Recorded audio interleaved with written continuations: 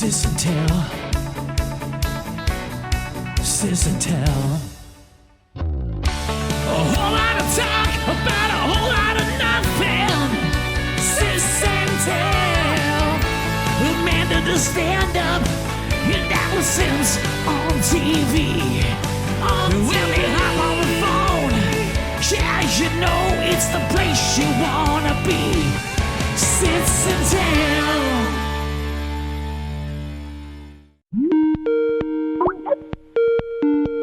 Hey, Allie. Hey, man. What's going on? Just got back from my weekend in New York City. Dun, dun, da, da, da, da, da, da, da, da, da. There's your theme music. That's it. That song sounds Welcome so back. familiar. More than welcome back. Congratulations on leaving. Like just getting out of your house, off your street, out of your neighborhood, I know. beyond your city limits. Like in this day Oh and my age, gosh. that is an accomplishment. And to kind of reverse engineer this story, fast forward to last night, I'd been back home for half a day and I was in bed. It was like 10:30 at night. My eyes are closed. There's a face mask over my eyeballs and my kids bust in and they're like, I'm on the set of underwear. We need apples. And I'm like, Go away. I'm like, why are you telling me this at 10:15? Seriously, like you had all day. You had all day to kvetch to me and you waited till I was almost asleep. I don't understand you children. And it's not like they're 5. Right. They're like 15, 12, and 12. Well, I'm and like, besides the you've fact got that bumps, go. daylight savings this happens every fall when we fall back. I am exhausted by like 4 o'clock. There was a meme and it was this woman going, I'm so tired. What time is it? Is it midnight? It feels like midnight. Is it midnight? And her husband goes, it's 5:57. And that's me. It. That's me. I'm like, can I go to bed now? It's 7:30. Alan's like, you're going to miss Jeopardy. I'm like, fine. I'll stay up for Jeopardy. So I flew into New York on Saturday and my 2 friends came with me, Amy and Leanne. And I went in town because I was accepted into a comedy festival. It was called Ladies Room Comedy Festival. And it was I just cued the applause. We're very proud of you. Yay. And it was at the Broadway Comedy Club, off Broadway. And Are you going to be singing this entire Yeah. podcast? I just want to be prepared. Okay. Not a problem. Yeah, so we got in on Saturday and it was turned into like the longest day ever, but we were without our children and it was pretty amazing. We did so much walking. And so I got this hotel off Times Square, right? Like the festival got a really good rate for us. But when I found out that Amy and Leanne were coming with me, I called up the hotel to change rooms, to try and get like a room with 2 beds in it. And I figured, look, I'm very close with them. We feel comfortable not only sharing a room, but also like a pair of us sharing a bed. Right. But the hotel was like, hey, we only have king size beds and there are no double beds anywhere. Wait. They only have king size beds available, or that's all they have in their rooms? That's all they have. It's a king size bed only hotel? Yes. I've never heard of that. And just one king. There's not a room with 2 king size beds. Well, that'd be a humongous room. So, Oh my gosh. And it was marathon weekend. It was New York Marathon. which we didn't know when I first went. I had no idea it was a New York City Marathon. So I was like, I trust that. And I went on to like hotels.com and there are cheaper hotels, but I thought they would be like gross. I just didn't know. And I kind of trusted this hotel because the festival's one that got us this rate. They know, and it was really close to the club. I was going to say, and it was close. Okay. Super duper close. So she's like, the reservationist was like, I can get you another room for your friends. And I said, don't worry about it. We got it. So we show up and there's this like, first of all, it felt like very European and everything was like digital. There's like a kiosk there's like a donut of computers that you sign in on and there's this one guy who's like helping you check in, like when you do Delta self check-in, but there's still like a Delta employee there. It was like that at this hotel. And that's like the new thing where they walk around with an iPad and they check you in. But in New York, everywhere, you not only have to show your vaccination card, you have to show your ID. And as soon as you walk into the hotel, they want to see it. Wow. Right? So Amy and Leanne are like lounging on the couch while I'm at this kiosk. And he looks at them and he goes, are you guys all staying together? And they're like, yeah. And I'm like, shut up. No, know. I don't know them. There, we are just her friends. We are her entourage. We are just here to follow her around. We are staying elsewhere. So he's like, you Oh, can't so have three. you're pulling an illegal. Not you can't have three in a room. So let me just say this. Never, they never told me I could only have three people in the room. Right. And I was very vague in my email on purpose. Okay? Right. Should I want to bring two people with me? Could we possibly get an extra bed? I look, also when I get there in person, I use my adorable personality and southern accent and I'm like, "What? Are you serious? I didn't know that, huh?" What? Golly. Golly. Oh no, dang it. You're the one. You're the one. You're the one who gives us Southerners a bad name. We've tracked you down, darn I'm it. like Lily Stop Tomlin. perpetuating the stereotypes. We're sick of it. I'm like Lily Tomlin from Big Business, but like the Southern sister. You know, do you remember that movie? No. Anyway. So the guy's like, it's a fire hazard. Three of you can't stay in a room. It's not a fire hazard. It's not a fire hazard. Come on, have you seen New York apartments? They're smaller than this place. And have you seen us stop, drop, and roll? We have got this down pat. We can, we can do a fire evac faster than any of those people on level 3. Let me tell you. He was like, let me call someone, and I'm like, crap. So it takes him so long to call, and he's just like, here are your keys. I'll call you if it's a problem. And I'm like, all right. And then run, Forrest. And then as the doors are closing to the elevator, and I'm like, we're scot-free, my friend Amy says, as loud as she can, that guy was so short. No. I'm like, shut your mouth. Shut your mouth. Amy, you're going to get us into trouble. Bless and then her we can't heart. all stay. Bless her heart. But when the guy warned us, he goes, the rooms are really small. So I was like, for all he knows, we're a throuple and we're okay with this. Right? He doesn't know. We're going to be spooning. It's fine. Right? But we get in there, and when I tell you it was smaller than a cruise ship room, it was smaller than a cruise ship. No. But we all fit in that bed nicely. Wait, you really did stay there? Well, you didn't have a choice. There was no plan B.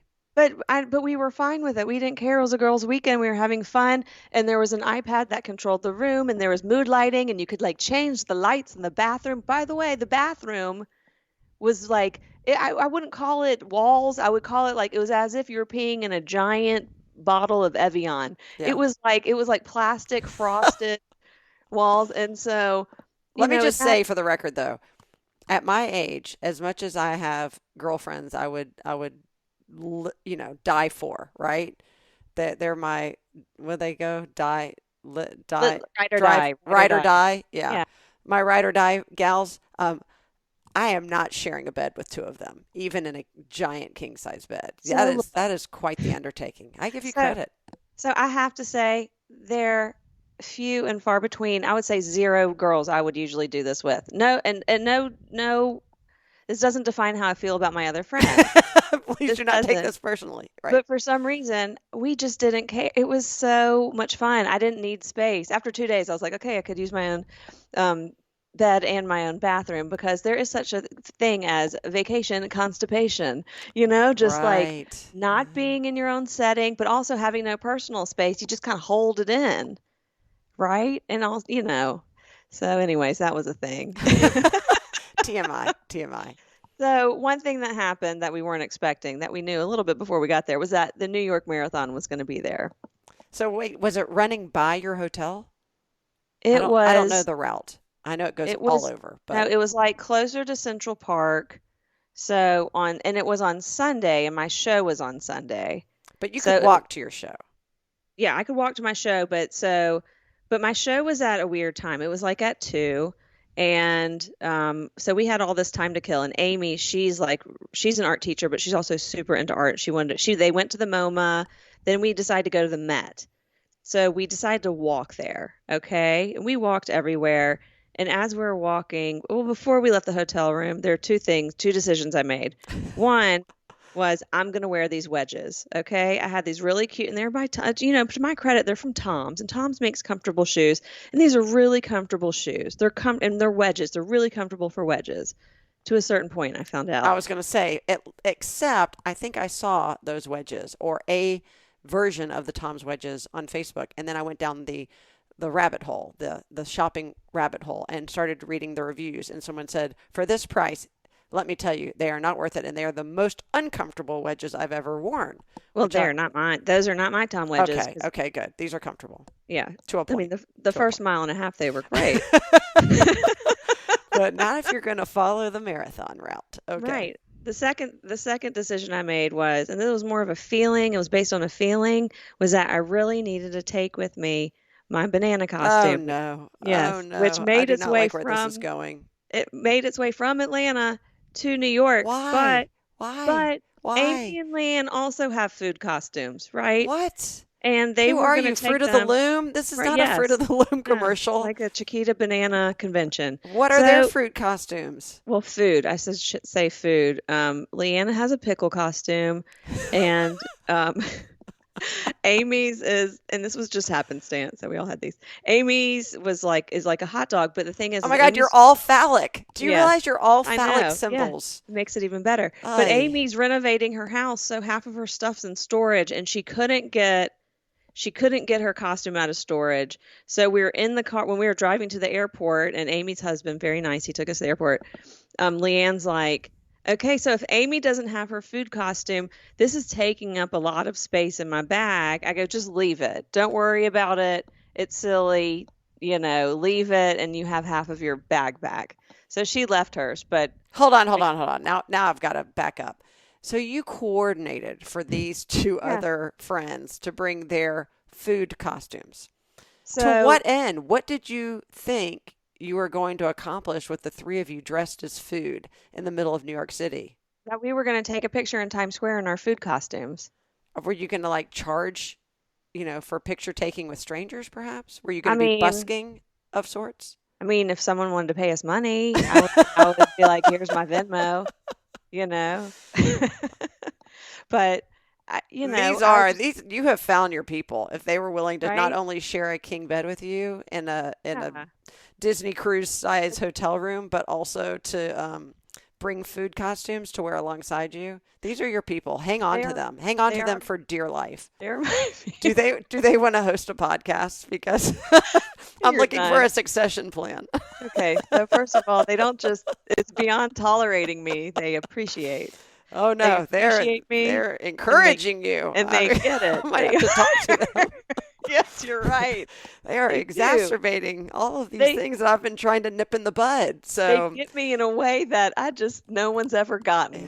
yeah. So anyway, so before I we feel left, like they're the version that I keep turning on the cold water and then I walk out of the bathroom and they're like, who turned on the cold? And we're turning on the hot. And I had no idea there were other people coming in the bathroom after me. But this makes total sense. You are the faucet, by the way, in this analogy. no, I'm really lost with this analogy. So Go ahead. So we leave the hotel in Times Square to go walk to the Met. Don't tell me where it is, but we had to pass the route, right? Okay. We had to go through Central Park. And at this point, the part of the marathon that was at where we were was the people on those who they can't run because they're not able to. They are in those bikes, those that you sit down and you use your Are hands. they paraplegics? Paraplegics. Okay. I mean, not all. They may not have all been. No, paraplegics. You can't move from the neck down. That's quadriplegic. Oh. Oh, Well, yes. So, so it's like Paralympics. The people who yeah, who might be able to, they control the bicycle with their hands instead of their right. feet. Yeah. Yeah. So anyway, so right before we get there, I'm like, I'm going to put on my banana costume because it makes sense for the marathon. People do these It things. They does have make sense for time. the marathon, but let me just back up one more time. You didn't know when you packed the banana costume, the marathon was that weekend? No, I knew at that time. Oh, okay. Just when you Yeah. were booking the hotel. I'm with you. Right. Okay. Yes. Yeah. So eventually, yeah. No, by the That time makes me feel a little better. Okay. okay. So, and I was like, yeah. So anyway, but I also thought Times Square was appropriate for Banana Lady, Bamanda, and also the marathon. So anyways, we walked through that marathon. Everyone thought there was kids coming up to me and being like, banana. People were taking pictures. There was this company called, I don't know if you've heard of it, Dr. Dennis Gross.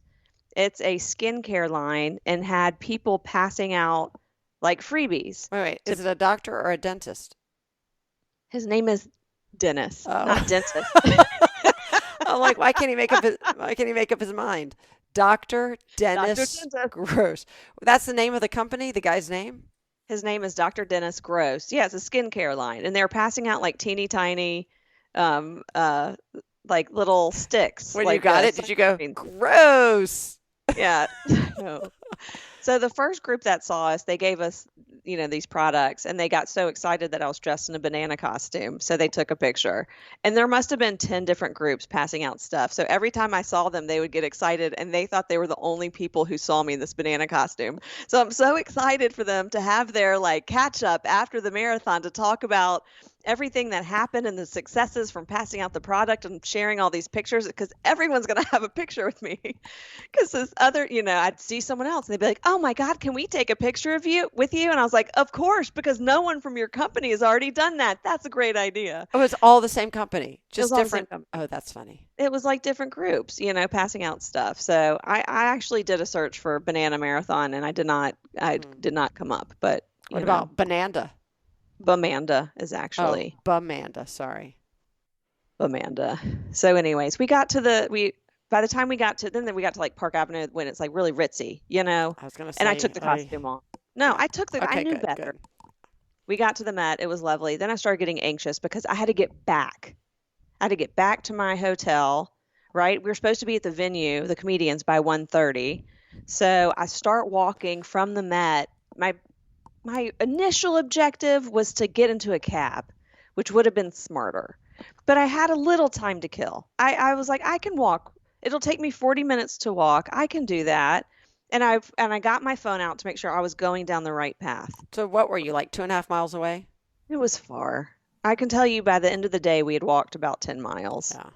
It happens. It's easy to do. Yeah, it's great. But and so the wedges were great up until the point where I was entered Central Park.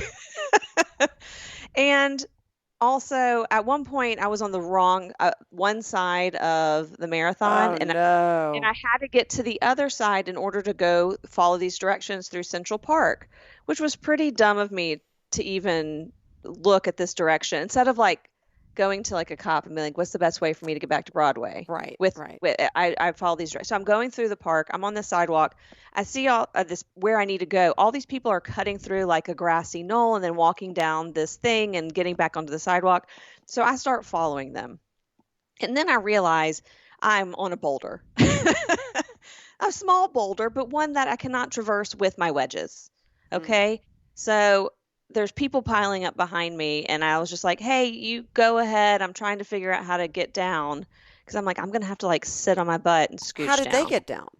They were wearing sneakers and they were fine. Oh, yeah. Also, I'm a little risk averse, okay? And it A probably little. like Okay. I'm not saying like I'm saying to you it was a boulder, but in real life.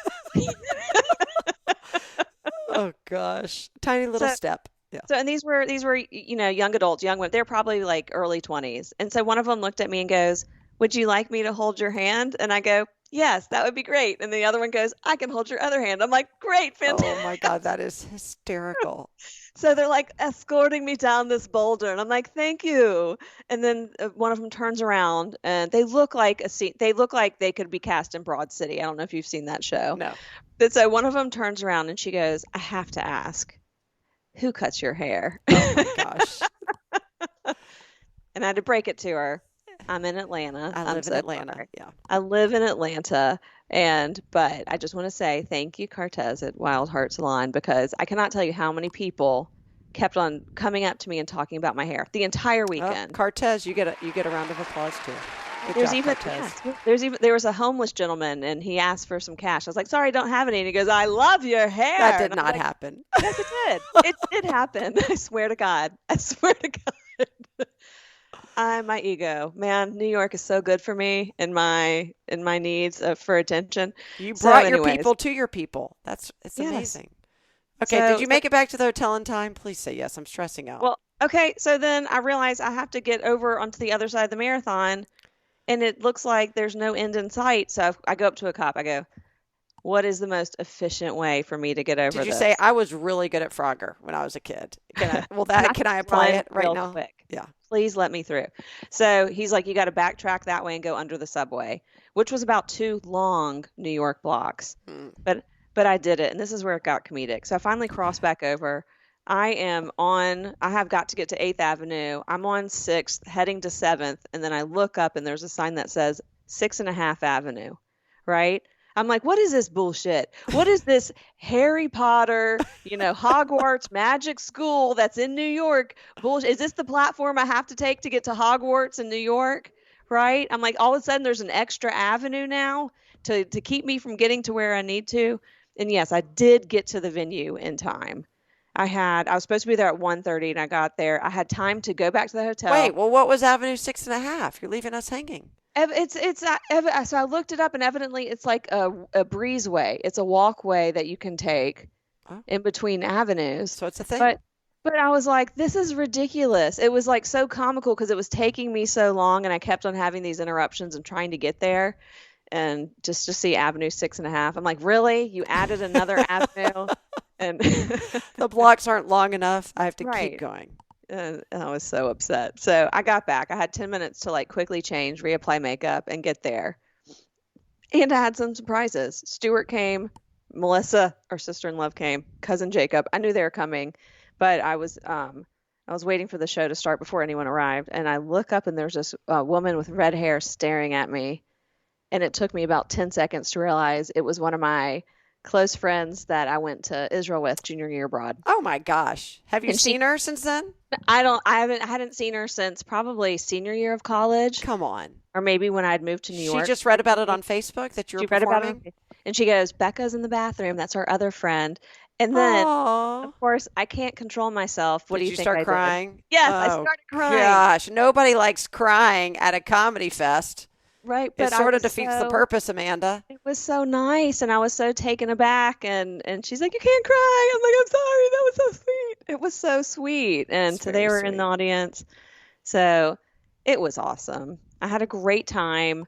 I thought I did really well. I got all the laughs. I had to choose only 5 minutes of material, which was 5 minutes is nothing. That is like nothing. It's like, feels like 10 seconds, right? I talked about being a Birmingham Jew. I talked about my hair looking like pubic hair. There you go, mommy. Once again, now the New York people know about it. The P word. So yeah, then so 2 people were supposed to be chosen from our group to advance to the final. I was feeling good. Stuart told me he even heard judges talking about me in the hallway. He wasn't spying. He went to the bathroom and then he reported back. Thank goodness for our brother's small bladder. That's all I have to say, because it has made him a very unassuming covert spy when we need him. Thank you, Bubba.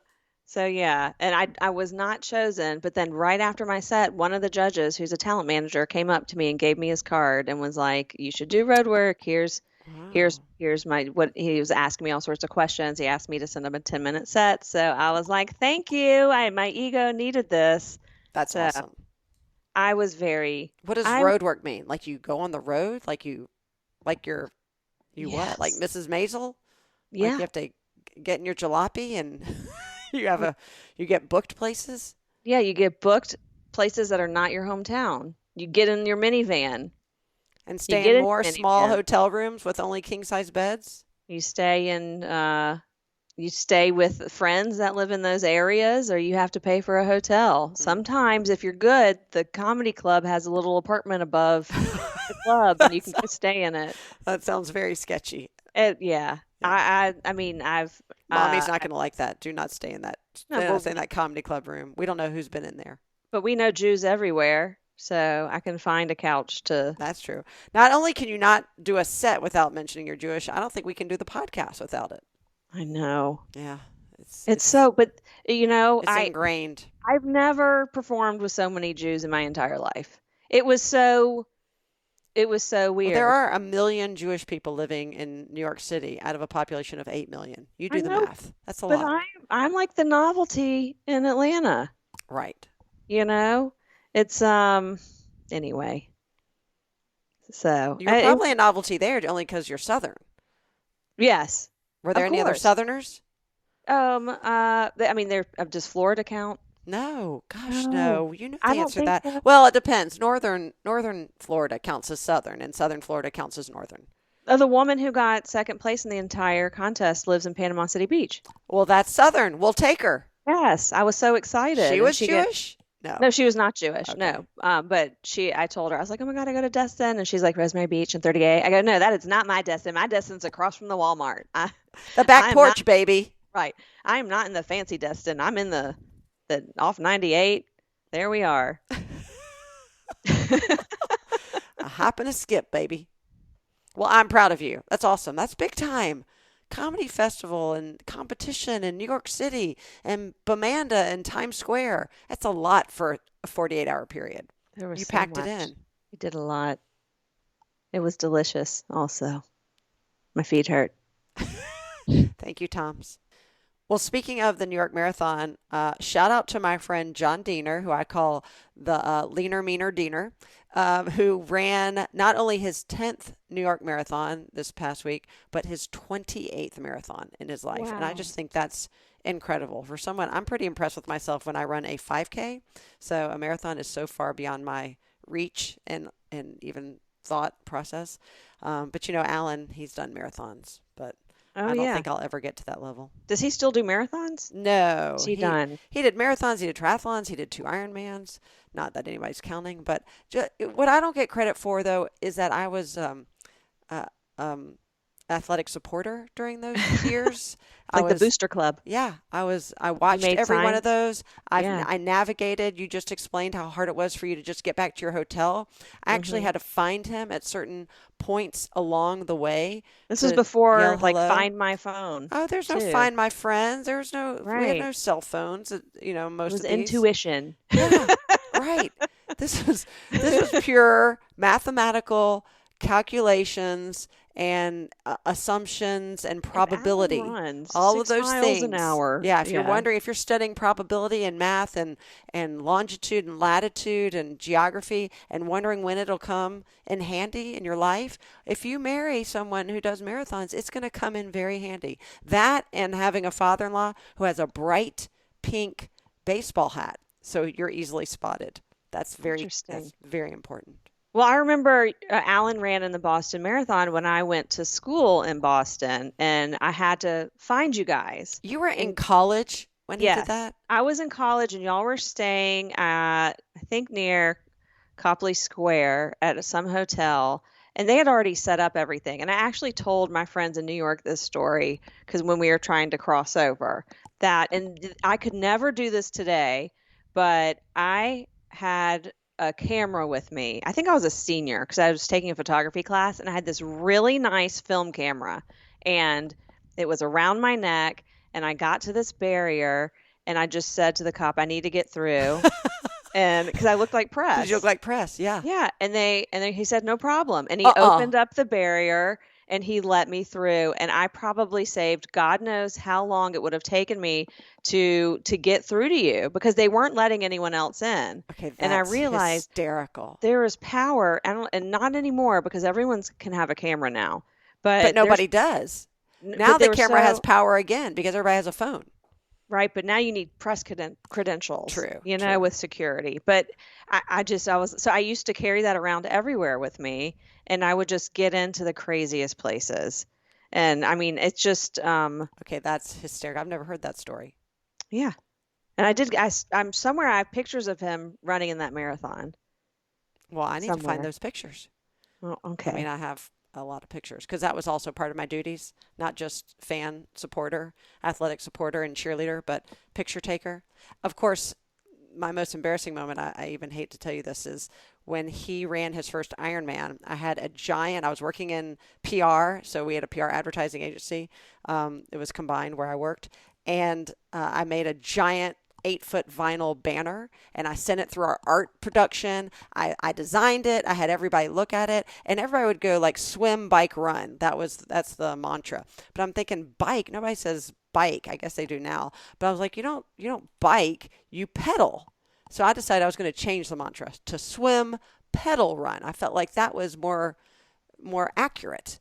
Oh, so Alison. I do this giant vinyl banner, and let me tell you, it went through all of our production team, right? Everybody looked at it, approved it. We get there, it's bright yellow. Yeah. Oh no. I spelled pedal the way you pedal wares. I guess I was sort of unconsciously channeling our ancestors who moved here. Is it PEDDLE? Is that That's how you sell. Yeah, but it's Pedal. Correct. Yes. So so I'm Oh, on the side of the no. road. My father-in-law and my in-laws are there too, and so we're holding up the sign. And when I tell you this guy who was doing this Ironman must have been 90 years old if he was, a day. And as he's biking by, he goes, "Like the way you spelled pedal." Oh, And no. I go, "Well, what does that mean?" And I look down and I am mortified because, for all sorts of reasons, mostly because I am the most judgy person when it comes to grammar and spelling errors. So I'm like, oh my gosh. So That's awful. we take the sign down, and luckily it's final letters. So imagine Peddle, which I have to change to Pedal. I rip off the E, so now it's Peddl, and then I rip off the top of the second D. Brilliant. So now it's Pedal. And then we put it back up. By the time that old man came back around, he was like, "Nice job." That's funny. I will never forget that. Like the way you spell pedal.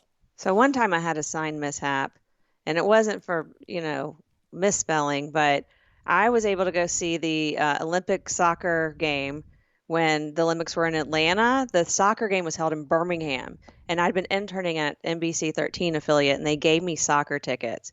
And I had a big old crush on Alexi Lawless, who was this redheaded soccer player who actually lived next door to your in-laws at one point. Really? Did you know that? No. Yes. To Stephen and Lisa. He lived next door to them. My brother and sister-in-law. Your brother and sister-in-law. Yes. So I made a sign that said, "Lexi is sexy." I knew that was coming. And I took it and I took it down, and there was like the soccer field, and then there was tracks around it, like a running track, and then there was like the bleachers. So I had to go down the bleachers, cross the tracks, and then go up to the fence and hold up this sign that said, "Lexi is sexy." And my other friend happened to be in the bleachers, and she ran down, tapped me on the shoulder, and she goes, "Amanda, the sign has been upside down for the past 10 minutes. And I was like, very unsexy. Right, very unsexy. So I was like, all right, here we go now, Lexi, in case you didn't know what I was saying. Right. Lexi is sexy. I'm making you work for it, Lexi. That's right. You gotta read it. I gotta know you're paying attention. Anyway, well, thanks for listening to the latest episode of Sis and Tell Podcast. If you are a new listener, you may be that family I met during brunch and I told them to listen. Think you're from Maryland and someone from someone else. Anyways, there was an anniversary. There was a brother and sister there. Hey, welcome to the podcast. Share us with your friends. Share us with your family. Share us with your foes. Just please share us. As always, this has been Amanda and Alison with a whole lot of talk about a whole lot of nothing. We will catch you next time.